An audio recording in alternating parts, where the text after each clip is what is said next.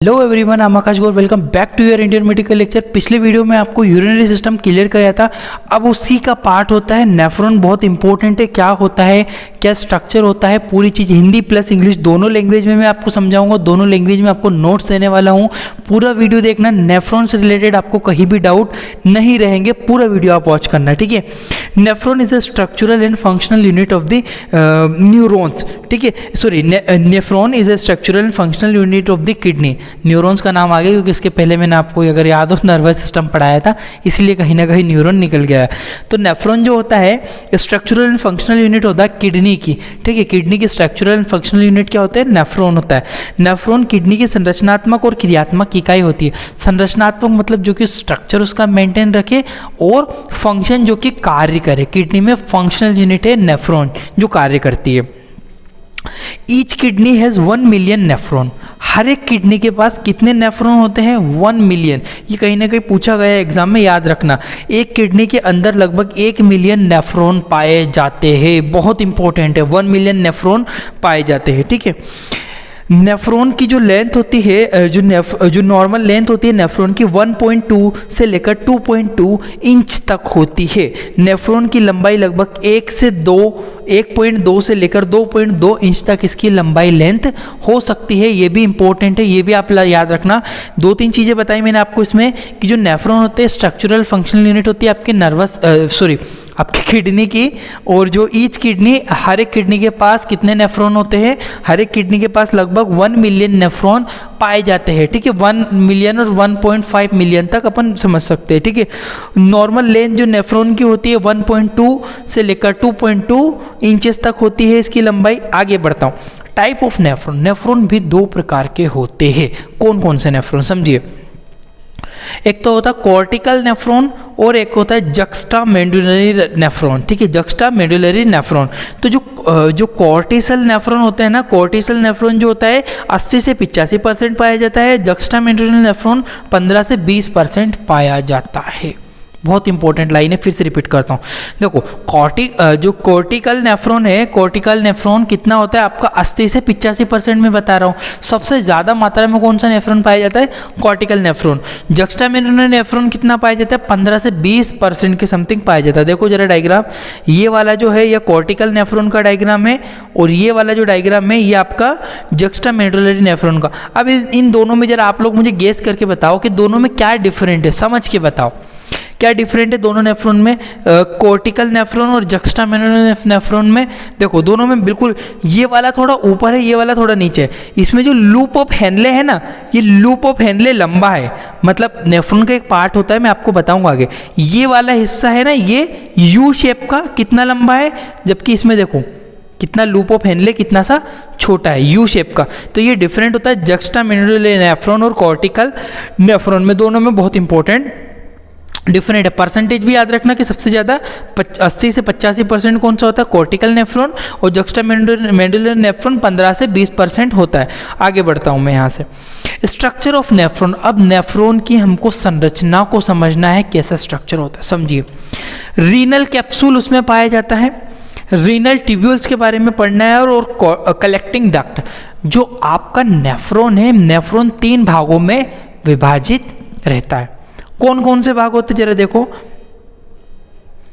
Nephron के 3 भाग बताए। सबसे पहला भाग मैंने बोला है कि रीनल कॉर्पसल और रीनल ट्यूब्यूल और रीनल कलेक्टिंग डक्ट। देखो जरा डायग्राम, ये वाला है ना, ये वाला भाग, ये वाले भाग से इतना वाला भाग क्या होता है? ये कहलाता है पर रीनल कॉर्पसल। रीनल ट्यूब्यूल होता है, उसके बाद ये रहा रीनल ट्यूब्यूल। ये वाला एरिया है ना, ये रीनल ट्यूब्यूल का एरिया है। अब ये जो कलेक्टिंग डक्ट है ना, ये जो लंबी से आपको दिख रही है यहाँ पे, ये होती है आपकी कलेक्टिंग डक्ट, जो कि कलेक्ट करके यूरिन को स्टोर करती है और बाहर निकालती रहती है कंटिन्यू। फिर वहाँ से कैरी कर लेता है आपका यूरिन को यूरेटर, यूरेटर से यूरिनरी ब्लैडर, फिर बाहर निकल जाता है। एक प्रोसेस होती है।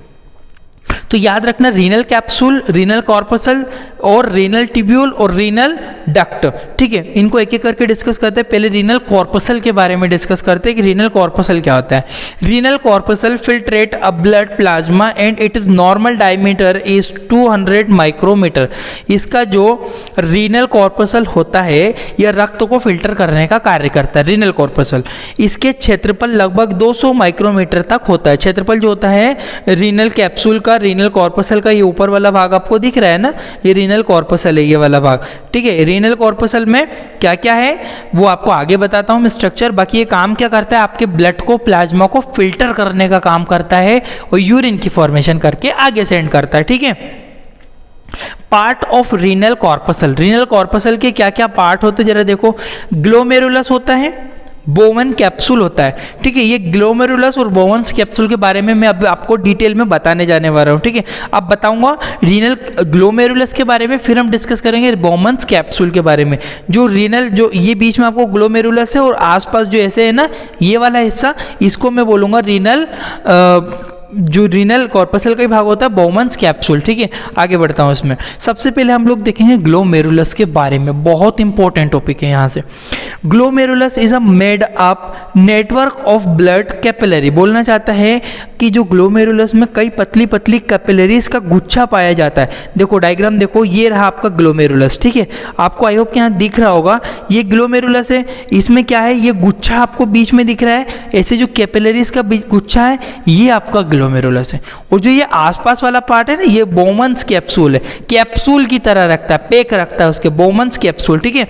तो अंदर वाले भाग को क्या बोलोगे आप, अंदर वाले भाग को आप बोलोगे सिंपली ग्लोमेरुलस, और बाहर वाले भाग को ये कैपिलरी का गुच्छा होता है। देखो लिखा भी हुआ मैंने कि ग्लोमेरुलस कई पतली पतली कोशिकाओं से मिलकर बना होता है, कैपिलरी से मिलकर बना होता है, इन्हें ये गुच्छे के समान होते हैं, ठीक है। देखो जरा आगे, inside of this capillaries present endothelial cell which filtrate the blood. अब ब्लड को एक्चुअल में कौन फिल्ट्रेट कर रहा है यहाँ पे, एक जो इस कोशिकाओं के अंदर एक स्पेशल एंडोथीलियल कोशिका है, एंडोथीलियल सेल्स होती है। ये एंडोथीलियल सेल क्या करती है, रक्त को फिल्टर करने का। डायग्राम देखो, ये गुच्छे के समान संरचना है। अब मैंने इसको और ज़्यादा यहाँ पे जूम कर दिया। जब मैंने इसको जूम करा तो इस तरह का आपको स्ट्रक्चर निकल के आया। ये जो स्ट्रक्चर है ना, ये आपका ब्लड यानी कि आरबीसी बनाई हुई है, यानी कि ब्लड है। और जो ये चारों तरफ दिख रहा है ये आपको, ये है एंडोथीलियल सेल, ये इसका जूम वाला स्ट्रक्चर है इसका, ठीक है। इसका जूम वाला स्ट्रक्चर ये है। अब ये जो स्ट्रक्चर है ना, इसके अंदर ब्लड फिल्टर होता है और यहाँ से फिर वो बोवंस कैप्सूल के पास जाता है, वहाँ पे फिल्ट्रेशन होता है, फिर वो आगे भेज देता है। तो याद रखना ग्लोमेरुलस क्या होता है, ग्लोमेरुलस एक कोशिका का गुच्छा होता है और ग्लोमेरुलस में कई पतली पतली कैपिलरी का गुच्छा होता है और इसके अंदर ये एंडोथीलियल कोशिकाओं से मिलकर बनाता है जो कि ब्लड का फिल्ट्रेशन करते हैं। नेक्स्ट पार्ट पे बढ़ता हूँ मैं, बोवंस कैप्सूल के ऊपर। अब देखो बोवंस कैप्सूल क्या है, it is a double layer cup shape part which again filter the blood.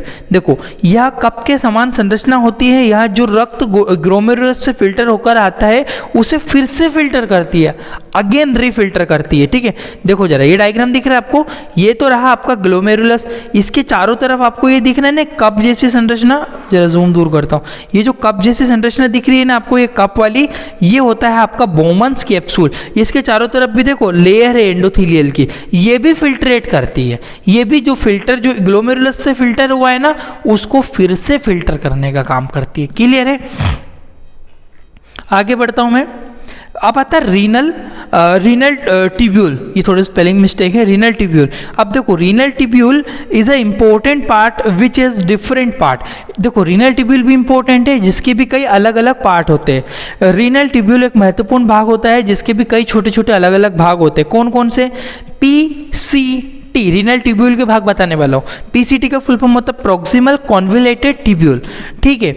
उसके बाद है लूप ऑफ हेनले और डीसीटी, डिस्टल कॉन्वोल्यूटेड ट्यूब्यूल। जरा डायग्राम देखो, देखो यहाँ वाला भाग है ना, ये रहा प्रोक्सिमल कॉन्वोल्यूटेड ट्यूब्यूल। उसके बाद आता है ये जो आपका यू शेप है ना, ये यू शेप का है आपका लूप ऑफ हेनले, और इसके बाद जो पार्ट आता है ना, ये आपका आता है डिस्टल कॉन्वोल्यूटेड ट्यूब्यूल। डीसीटी और पीसीटी, पीसीटी का full form proximal convoluted tubule, DCT का full form distal convoluted tubule. बहुत इंपॉर्टेंट है। आगे बढ़ता हूँ, याद रखना है यहाँ से, ठीक है। अब देखो पीसीटी, प्रोक्सिमल कॉन्वोल्यूटेड ट्यूब्यूल क्या होता है वो चीज समझो आप। Proximal convoluted tubule is a part of renal tubule. Its normal length is 14 mm and diameter is 55 micrometer. देखो जरा, प्रोक्सिमल कॉन्वोल्यूटेड ट्यूब्यूल का रीनल ट्यूब्यूल का भाग होता है, इसकी लंबाई 14 mm और क्षेत्रफल 55 mm होता है। जो रीनल ट्यूब्यूल का ही भाग होता है पीसीटी, प्रोक्सिमल कॉन्वोल्यूटेड ट्यूब्यूल, ये वाला स्ट्रक्चर यहाँ पे दिख रहा है, ये वाला। इसका जो बताया हुआ है इन्होंने कितना, इसका डायमेंशन बताया हुआ कि जो 14 mm तो इसकी लेंथ होती है और 55 माइक्रोमीटर तक इसका डायमीटर या क्षेत्रफल होता है। आगे बढ़ता हूँ मैं यहाँ से। अब आता है लूप ऑफ हेनले, ये भी नेफ्रॉन का पार्ट है। यू शेप का जो आपको दिख रहा है नीचे वाला पार्ट, ये होता है loop of Henle, U shape का पार्ट होता है। क्या होता है? It is a U shape part and it's normal length is 30 mm, 30 mm तक इसकी नॉर्मल लेंथ, जो लेंथ होती है वो कितनी होती है? 30 mm तक होती है। लूप ऑफ हेनले की यू शेप का ऑर्गन होता है। काम क्या करता है? इसकी लंबाई 30 mm होती है। इसका काम क्या है? It help to connecting PCT to DCT. बोलना चाहता है पीसीटी को डीसीटी से जोड़ कर रखता है।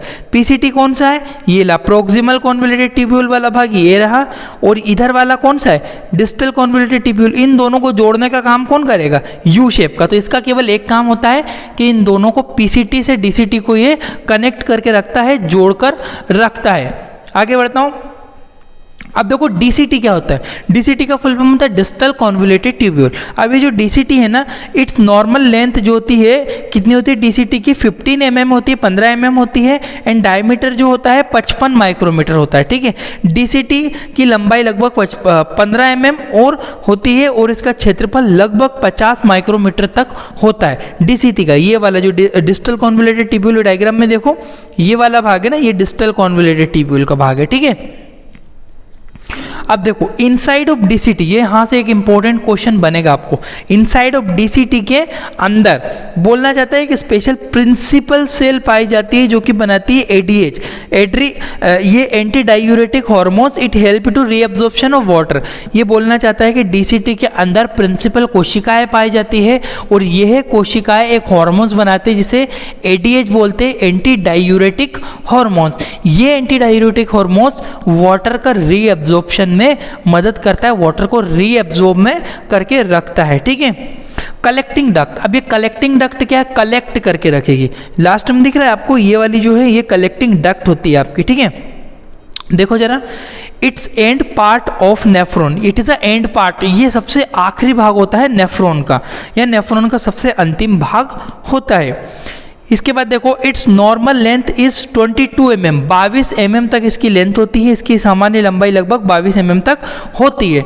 आई होप कि आपको पूरा स्ट्रक्चर क्लियर हो गया होगा कि कितने भाग बताए। अगर आपको समझ में नहीं आया है, वीडियो को फिर से रिपीट करके देख लो, समझ में आ जाएगा। थोड़ा सा फास्ट पढ़ाने के लिए मैं कोशिश करता हूँ, आपका भी टाइम बचता है और आपको भी इसमें फ़ायदा होता है। स्क्रीनशॉट लेते रहा करो। Thank you for watching your Indian medical lecture. Next part इसका रीनल डिसीज़ के बारे में आएगा, वो पूरा क्लियर करूँगा। Thank you.